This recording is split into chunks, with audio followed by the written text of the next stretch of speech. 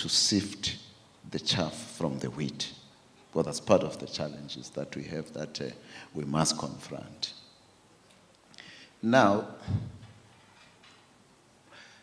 there is an issue that we do not always seem to appreciate, that with local government being a structure which I refer to as an instrument at the hands of the people, we must make an evaluation of who are our dialectical friends and our dialectical foes in the scheme of things. And wonder if I, as I am seated here, don't I have some irreconcilable boardroom differences between myself and Mr. Williams as the MEC of COGTA?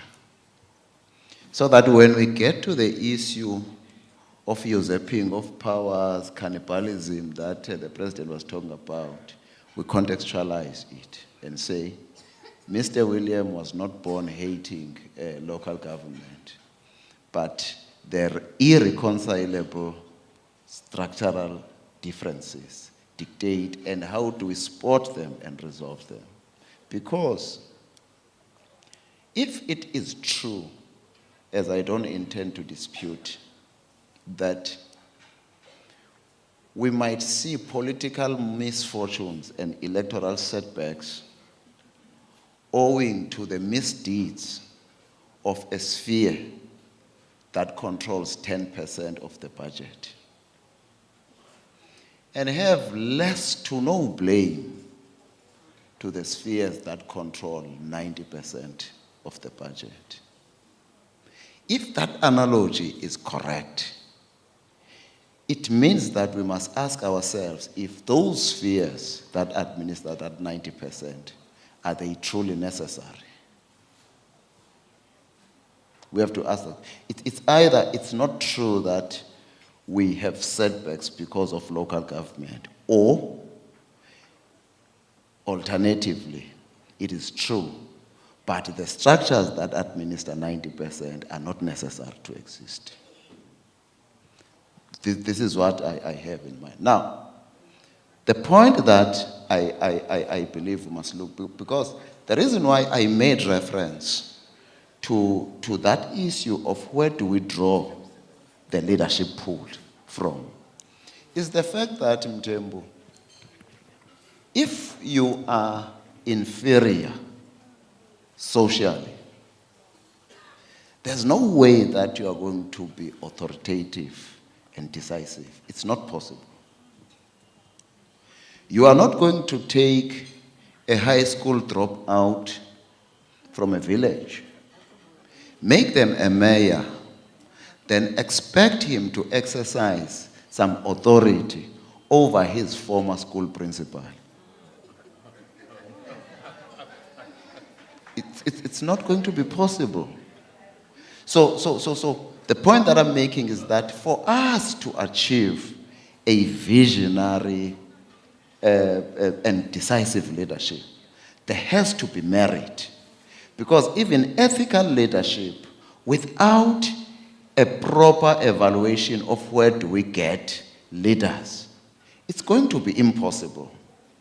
But as a matter of fact, Mthembu, in 1 minute, go to the Constitution, listen to what the Constitution puts as the responsibilities of local government.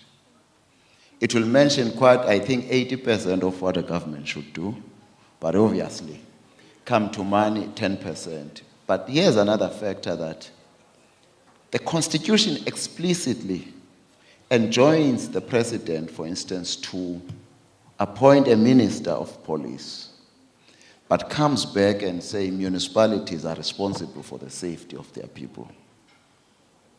So all the functions that are ostensibly local government functions have got ministries at the higher level. Talk about health, we might have municipal health services, but there's a Ministry of Health. Talk about water, there's a Ministry of Water. Talk about electricity, you will have the the minister, you'll have NERSA having to deliberate on price hikes of electricity, etc. And where is the role of local government in that? These are the things that we must confront if we are sincere when we say we want to make local government a viable and kind of sensible sphere of government. Thank you. Thank you. Thank you very much. Mr. Williams, uyaphela umsebenzi. Kwesi sakho sphere niyahamba nisendleleni. I'm a known public advocate of supporting local government over provinces, so but I'm sure because you are part of that stock, you probably would agree. You know, as part of starting debates, when I was in Port Alfred, Umamucingo raised something that's been sitting in my mind ever since. And sometimes it's about how do we term things. This term service delivery, she passionately argued against. And it's been making me think for some time, because talk service delivery, it's like some people must passively wait for these services to be delivered. And she spoke of a concept of service commitments that everybody would be collectively, responsible for. Because if you go back to the 2014 Back to Basics, is Pravin Kodan,